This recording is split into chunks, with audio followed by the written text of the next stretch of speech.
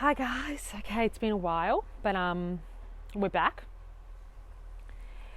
Um, so today I've been doing magical herbalism, which has just been a really fun, beautiful thing to be doing, and I've been writing these little spells, things for success or money or luck or whatever, and it's a really beautiful, fun process.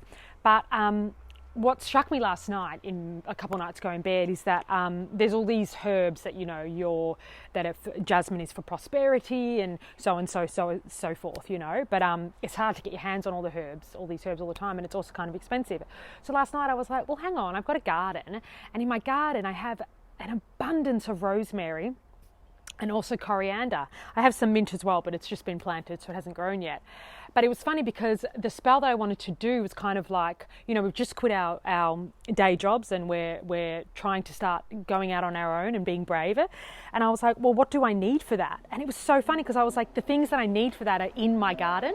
So we want abundance, yeah? We want an overflowing of abundance of courage, of love, of success, of money, We want to be secure in what we're doing. We want to be able to provide for ourselves and our baby.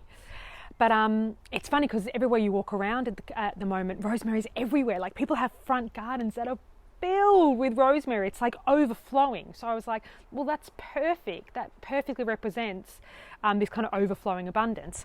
And then coriander, funny enough, we don't like coriander. We don't eat coriander. So it grows through the cracks in the pavement, if you can see it. So there's some there and there's some here. And it's, no matter how much we weed it, it just keeps coming back.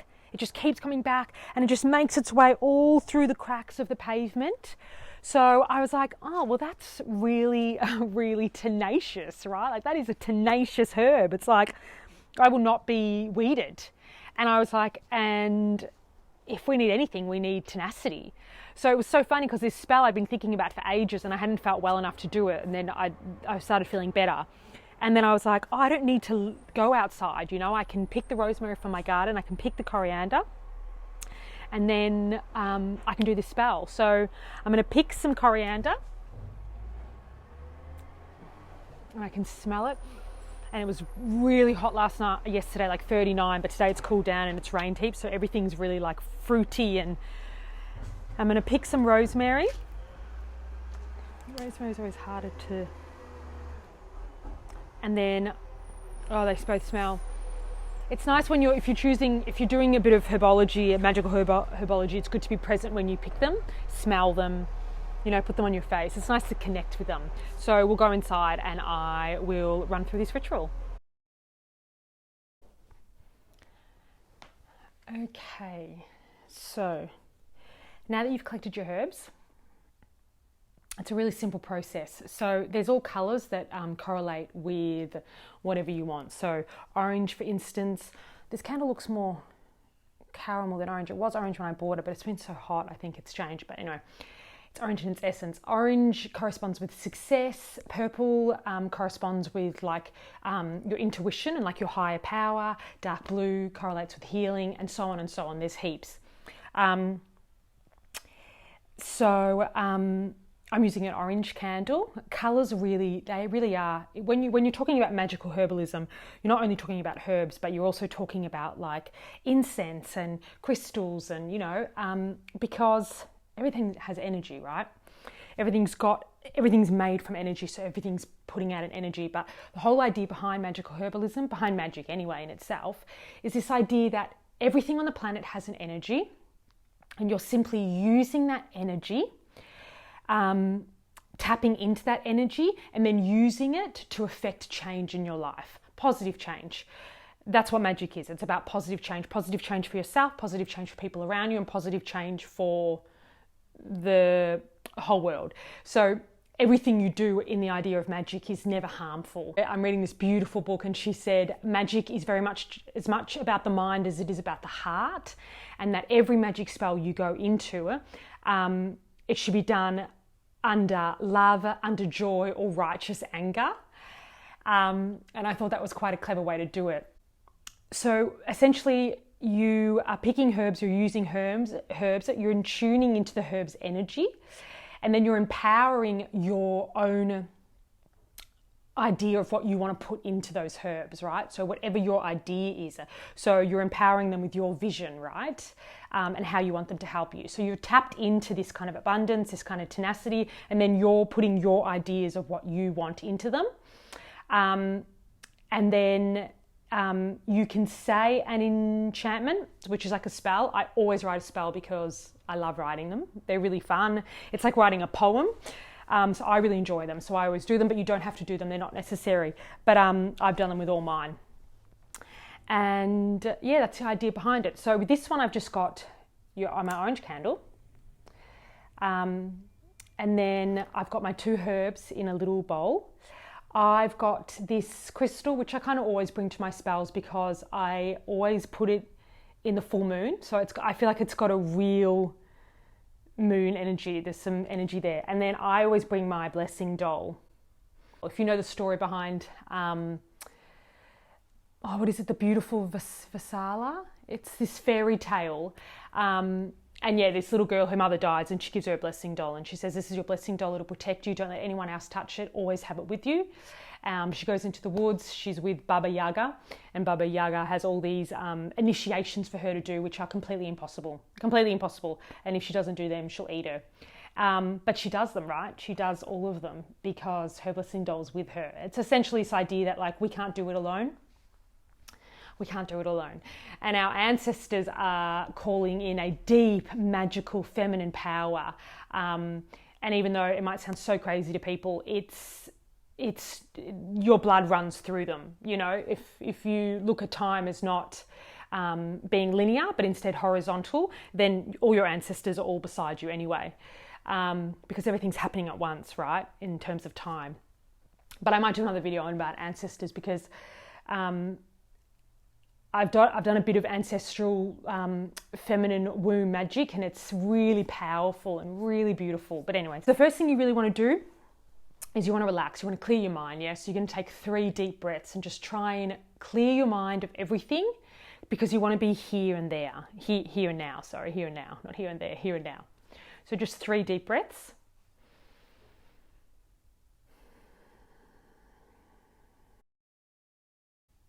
And you can do more. You can breathe for longer. You can do a meditation before if it takes you a while to calm in. I always find when I breathe and I shut my eyes and I listen to what's around me, because I've got a very, very active mind. I'm a Libra, an air symbol, an air sign. So, you know, that's all thoughts, communication. So, yeah, when I can tune into like sensory, it allows me to relax. I can also really smell the herbs, which is a really way to calm into the moment. So then, yeah, you're going to want to attune to the herbs. So this is, it's attunement. So you want to pull from their energy. It's not necessarily, you're not necessarily going to feel anything, right? But it's just these ideas of doing these things. Like, because really the whole point of magic is that it's meant to be joyous and fun and full of love.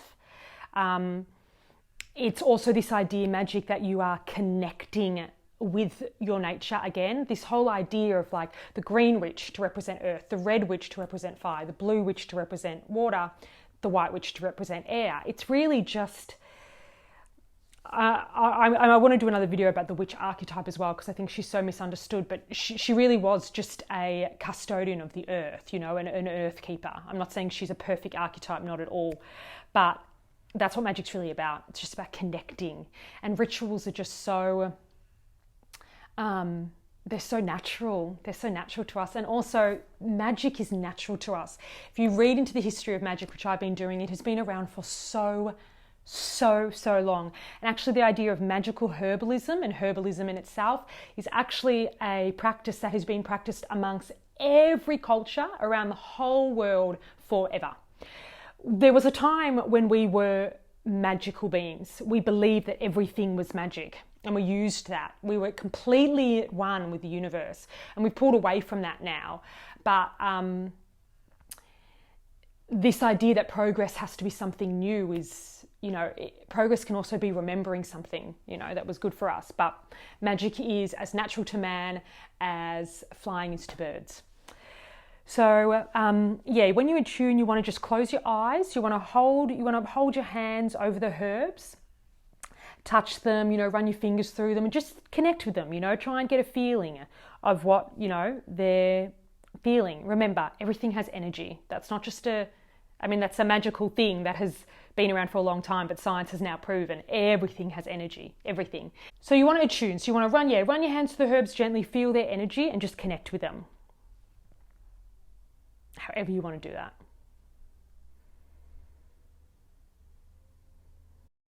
I would attune for however feels good for you, however when your body will say, okay, I'm good. And then it's the empowering.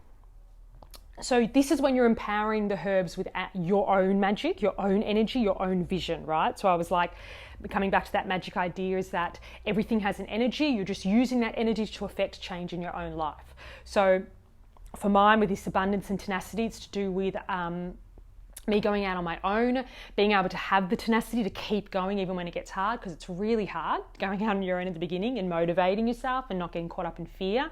And then this idea of calling in abundance, not just an abundance of money so we can support ourselves financially, but also this idea of abundance of love and support and purpose, So this is when it's really all about having a clear vision in your mind's eye, yeah? And it's really funny with your mind's eye, if you've never done it before, like, the crown, the third eye chakra. But when you close your eyes and you just think of the mind's eye, it's very clear, you can see it here because it's where you are literally screening your thoughts all the time. We are always screening our thoughts. It's kind of our mind's eye. So the whole idea of the meditation at the beginning, the relaxation, is to clear that.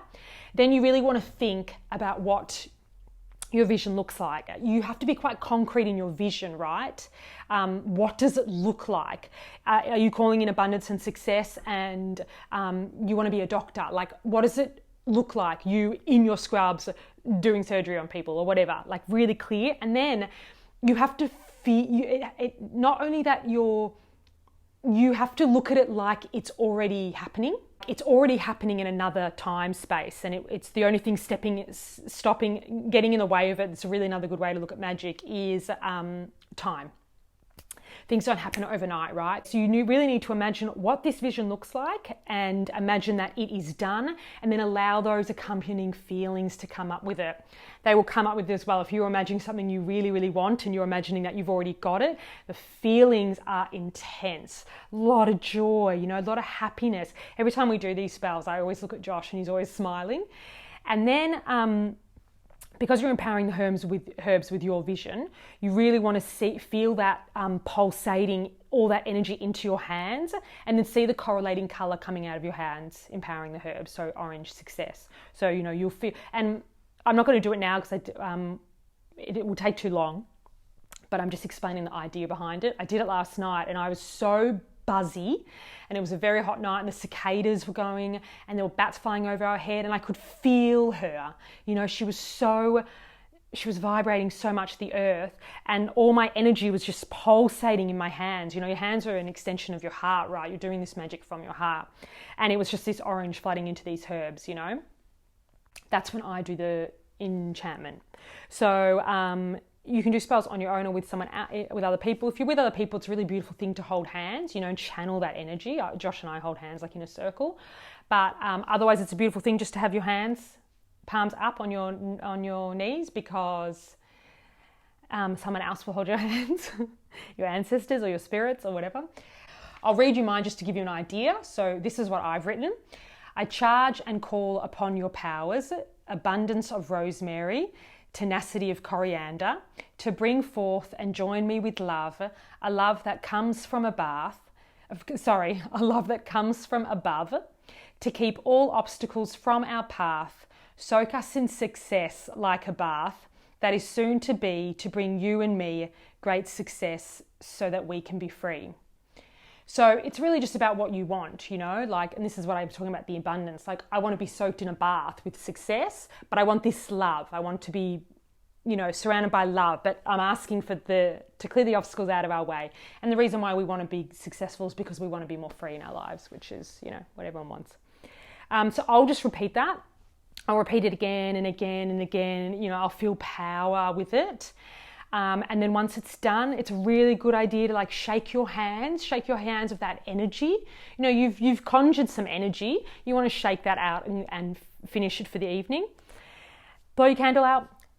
Always blow your candle out. And then the beautiful thing about the herbs that you can just put it anywhere out in the house. So the one we did last night, we put it out the front of the house. I thought it was a really beautiful idea that there's this like energy of like abundance and tenacity that's outside the house. It's almost like protecting us. You can just put it anywhere around the house. So when you see it, you're like, oh, that's just my little spell, you know, it's just working with me. And it's just, I don't know, it's a really nice thing. So hope you enjoyed it. Don't forget, if you like, subscribe, and yes, share, tell your friends. And now that we're out of our first trimester, we'll be filming some more videos. So thank you guys. Have a good day.